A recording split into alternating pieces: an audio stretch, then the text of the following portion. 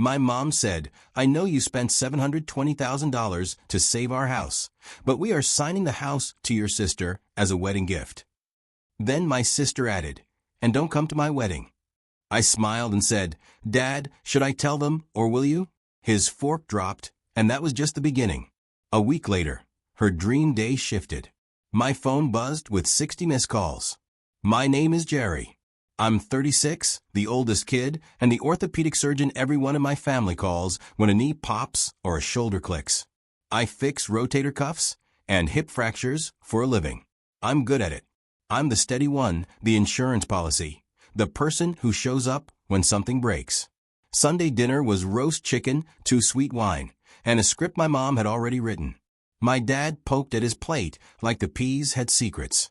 My sister Emma, 28, the son of our household, kept glancing at her engagement ring, letting it catch the light. Mom didn't clear her throat. She didn't soften anything. She laid her napkin down like a judge setting her gavel and said, I know you spent $720,000 to save our house, but we are signing the house to your sister as a wedding gift. The room shifted. The AC kicked on. I heard the ice machine in the fridge. Emma smirked, leaned back, and added, and don't come to my wedding. It's for immediate family and people who don't make everything about themselves. My fork hovered over mashed potatoes. I could feel my pulse in the handle. I smiled. It wasn't warm. Dad, I said, keeping my voice even. Should I tell them, or will you? His fork dropped. It hit porcelain with a small, honest sound. Mom frowned. Tell us what? Emma widened her eyes. Performative innocence. What is this, Jerry? Another lecture? I watched my dad's jaw tighten. The muscles fluttered. He stared at the table. The silence had weight. Nothing, he said finally. Too fast. There's nothing to tell. Okay, I said, sliding my chair back. Then I'll tell it. That was the first crack. The night didn't end there. It was just where the mask started to slip. I grew up in this house, the one with the warped porch step and the Elia bushes my grandfather planted. Dad worked at the auto parts warehouse until his back gave out. Mom did everything and nothing. PDA, church bake sales, and the kind of gossip that sounds like concern. Emma was the prodigy. Piano, speech team, a trail of ribbons on the corkboard in the hallway. I was the kid with flashcards and calluses on my hands from scrubbing dishes at the diner after school. Medicine wasn't glamorous for me. Pre-med meant 2 jobs, a busted Honda with no heat, and a coffee addiction that probably shaved years off my life. In residency, I slept in call rooms that smelled like bleach and fear. My first year of attending life was mostly bones and budgets. I learned to build a life the way I set a fracture. Line up what's crooked, hold it steady, let it heal. The family dynamic never healed. It calcified. Mom's favorite line, we raised you, you owe us. It changed shape depending on the bill, property taxes, the new roof, Emma's tuition, Emma's car insurance, the emergency plumber that turned out to be a cousin who did us a favor. Every ask came with a compliment I was supposed to swallow like medicine.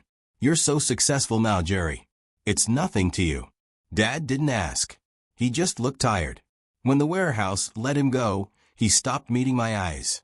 He started calling me Doc like it was a joke that didn't quite land. Emma never asked either.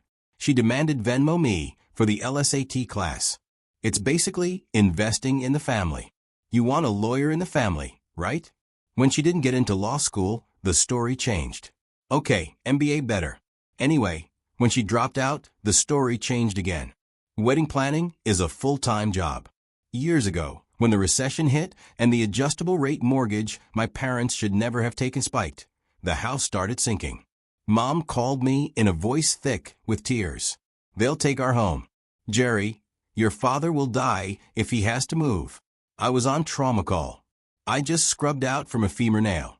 I was sweaty, hungry, and stupidly hopeful. I said, I'll fix it. I wired the money. $720,000 overtime. First to stop the foreclosure sale, then to clear the liens, then to pay off the second mortgage I didn't know existed. It wasn't one check. It was a drip of crisis. Sheriff's sale date. Hey, contractor lien. Hey, delinquent taxes. Hey, every transfer was labeled in my bank app. I took screenshots the way we take interop fluoro's proof of alignment. My thumbs learned the rhythm of my bank's two-factor code. At first, there were acknowledgments. Mom texted heart emojis and photos of the Elias blooming. Dad sent a thumbs up. Emma posted a selfie on the porch. Home sweet home. Family forever. No tag, no credit. The credit came in other ways. Shifts I didn't take. Vacations I canceled. A ring I didn't buy for a woman who eventually got tired of me choosing drama and left. My colleagues joked about my mystery mortgage. I joked back because the other option was to admit I was financing my family's denial. Then the ask sharpened. Emma's fiancé, Zach, slid into the family group chat like he'd always lived there. "Hey big bro," he wrote once. "Can we move the wedding to the house? It's a vibe. Saves costs, since you've got it covered." Mom added, "Isn't that a lovely idea? We could host the rehearsal dinner too." I typed and erased for 10 minutes and then wrote, "Let's talk after I get out of surgery." By then, I'd learned to keep receipts. The deed, the note I'd written to myself the night I wired the big one, the notarized agreement Dad signed 2 years ago when I told him I couldn't keep paying without clarity. We'd sat at the kitchen table, same table as the Sunday dinner, and he'd finally met my eyes. "I messed up," he said, his voice flat. "I kept taking out lines to keep your mother happy. I didn't tell you, because telling me would make him the villain.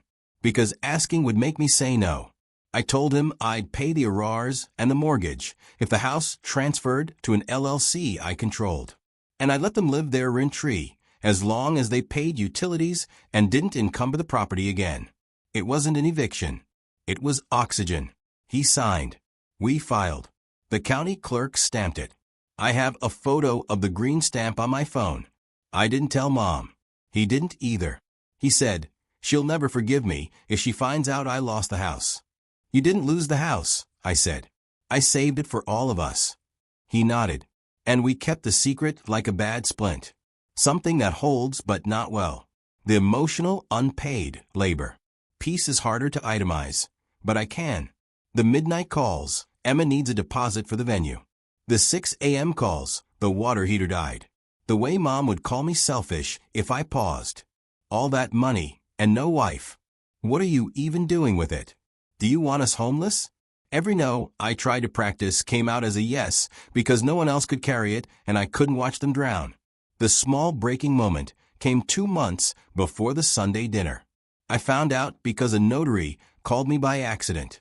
"Hi, this is Denise from Mobile Sign," she said.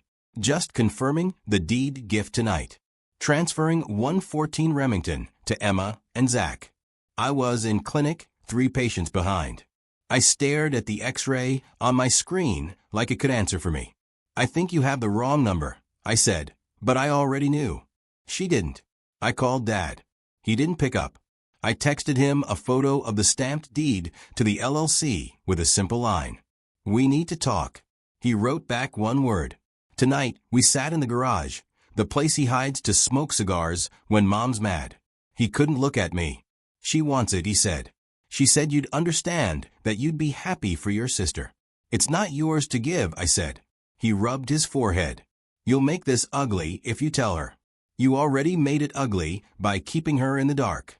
He didn't answer, so I waited. I let him decide if he'd tell Mom the truth. He didn't. He let her build her gift in her head like a gazebo. He let Emma pick wallpaper on Pinterest. He let Zach measure the backyard for a tent. And then Mom invited me to dinner to announce the present I was supposed to applaud. Mom's voice had that brittle brightness. "It's symbolic, Jerry. Family continuity. Your grandfather left this house to us, and now we pass it to your sister. That's how families work." Emma crossed her arms. "It's not like you need a house. You practically live at the hospital." Zach shrugged like a man on a couch. "We'll take good care of it, bro." I pulled out my phone. I opened the photos, the album called House, the one with scans, records, wire confirmations. I put the phone on the table between the salt shaker and the pepper grinder.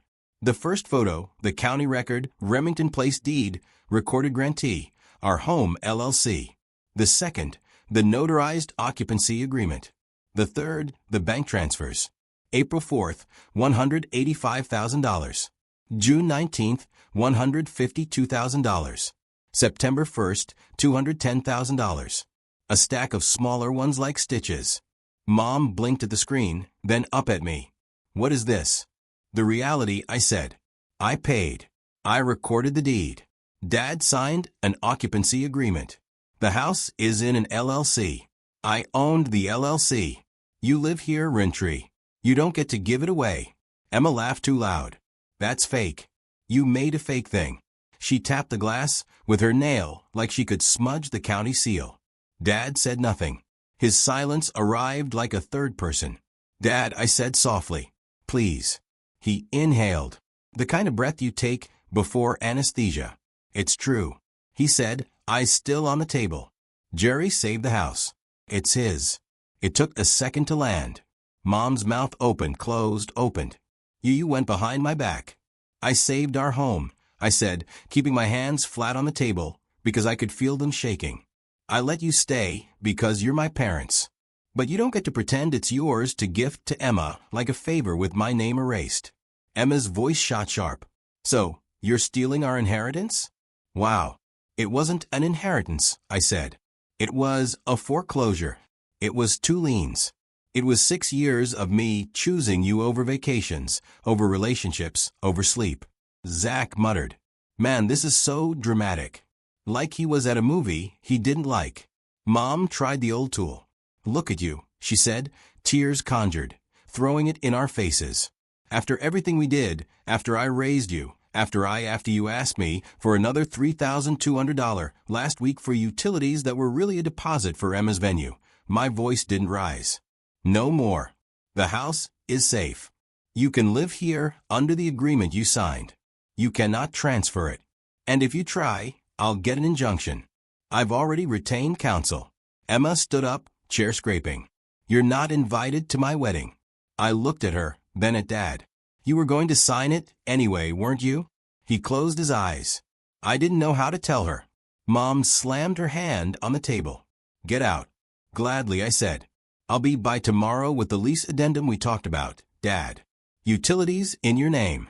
No events at the house. That includes weddings. Emma laughed again, disbelief curdling into rage. You can't stop me. Try me, I said, and left before my hands could show how much they were shaking. I slept badly. It felt like post-op when a simple case bleeds, and you don't see it until recovery. I kept replaying the dinner, the sound of Dad's fork hitting plate. I kept thinking about the girl I didn't marry because there was always some new family emergency in the morning. The family group chat lit up. Mom, you made your father sick. Emma, you're unhinged. Zach's parents think you're abusive. Zach, lawyers, LOL. Dad sent nothing. The silence again. I drove to the house with the lease addendum and a bag of bagels because I'm ridiculous like that. Dad met me in the driveway, hands in pockets like a kid caught shoplifting. She won't sign, he said. She says it's an insult. It's a boundary, I said. Utilities, no events. If you want to keep living here, you follow the rule we set 2 years ago. He nodded, then squinted at the paper like the words kept moving. She's planning the rehearsal dinner for the backyard, he confessed. She says you can't stop a family celebration. I can't, I said. And I will. Mom opened the door. No solicitors, she said to me, and shut it again. Dad winced. I didn't leave the paper. I emailed it instead. I CC'd the attorney who'd filed the deed. I turned off autopay on their cable and the catch-all family card I'd stupidly let Emma use for emergencies. I kept the mortgage handled because it was mine now, but I cut the pipeline everyone assumed was infinite. The next week was quiet except for needles. Emma posted bridal shower photos. Grateful for my tribe. Mom posted a Bible verse about forgiveness with a caption that wasn't subtle.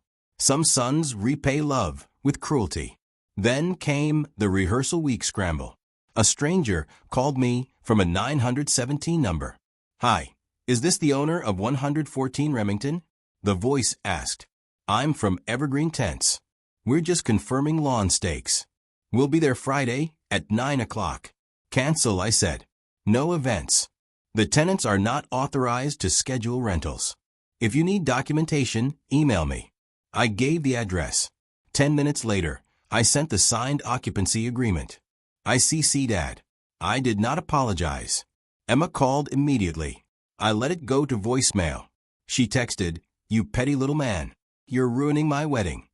Then you owe me. You owe us. Then, I swear on everything. You will regret this."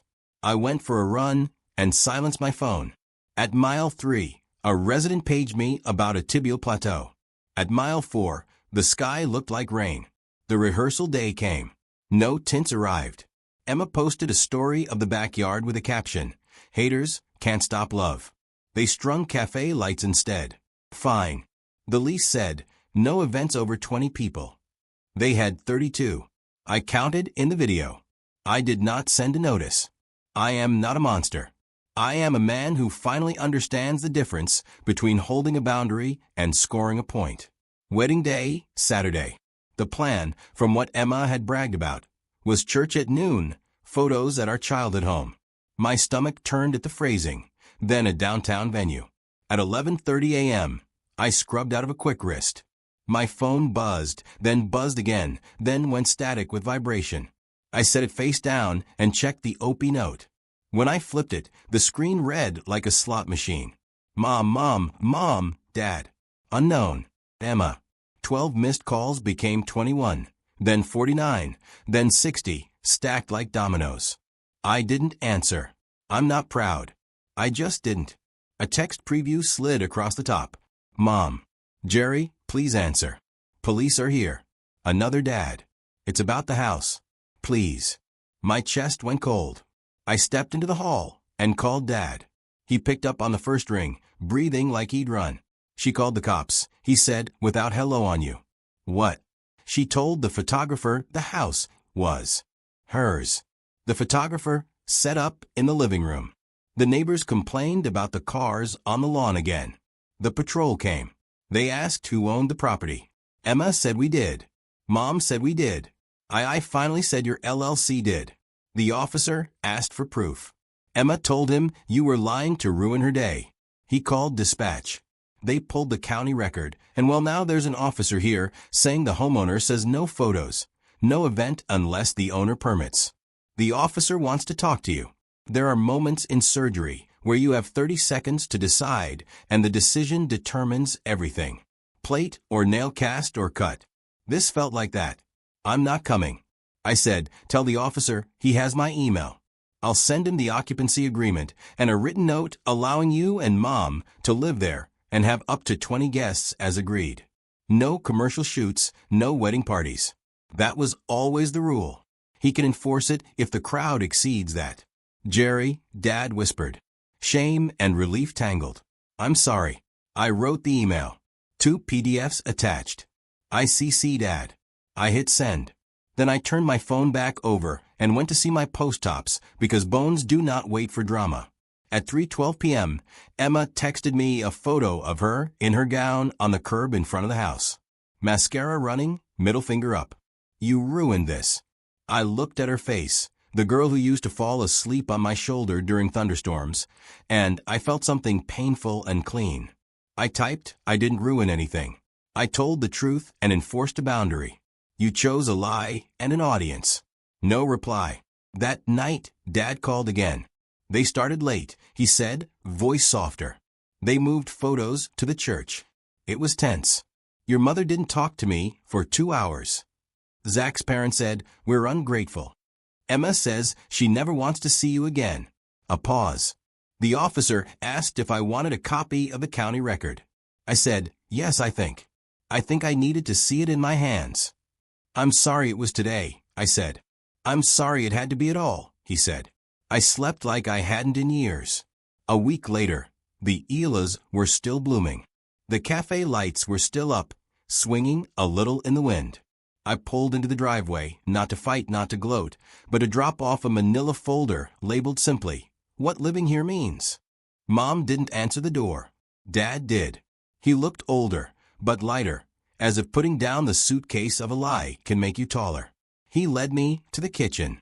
No roast chicken, no stage, just coffee. He poured 2 cups and pushed one toward me. She thinks you humiliated her, he said. She says you made a scene. I didn't show up, I said, and smiled without humor. That was the point, he nodded. I told her the truth. Humiliated us, not you. The folder held the same things as the email, the occupancy agreement, a simple lease for $1 a year, because I'm dramatic like that. A one-page list, utilities in their name, lawn care, their responsibility, no events over 20 guests, no alterations without consent, no liens, no loans, no signatures on anything with the address unless I sign to. Consequences clear. 2 written warnings, then termination of occupancy. Not threats, boundaries. I can't sign for her, Dad said. I'm not asking you to, I said. I'm asking you to sign for you. He did. The pen shook. I didn't comment. When I stood to leave, Mom appeared in the doorway, arms folded. You're proud of yourself, she said. No, I said. I'm done with myself, with who I become in this house. An ATM with a stethoscope, she scoffed. You'll regret this when we're gone and there's no family left. I'll regret not stopping sooner. I said, I'll regret the years I missed because I was on hold for a plumber who wasn't real. I don't regret telling the truth. Emma didn't reach out. Zach unfriended me like we were in high school. My phone weirdly was quiet. In the silence, I noticed things. Morning light in my apartment. The taste of coffee. I didn't gulp between calls. Laughter with colleagues, that wasn't weight-bearing. I started saying no at work, too. I stopped taking every open call to help out. I saw a movie on a Tuesday. I texted a woman I'd met a month earlier and apologized for disappearing.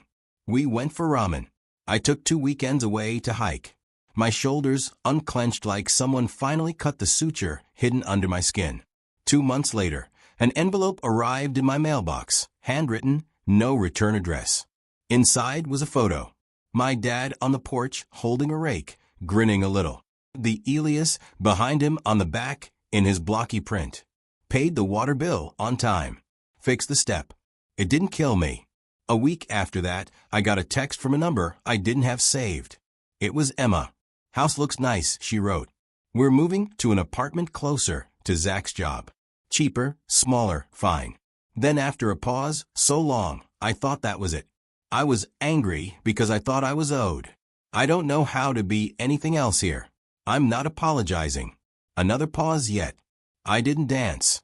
I didn't sprint to the porch. I typed, I hope you build something that's yours. She heart reacted, which is the most Emma thing possible. Moms still post versus some pointed, some not. We're civil when we need to be. I don't fix their internet anymore. I don't wire money. When Dad tries to slip cash into my pocket for coffee, I let him. He needs to feel like a father. I need to let him. Here's what I learned. And it's not profound, but it's mine. Love without boundaries is just guilt with better lighting. Being the steady one doesn't mean carrying everyone. It means setting the bones straight and letting the body do its work, even if it hurts, especially if it hurts.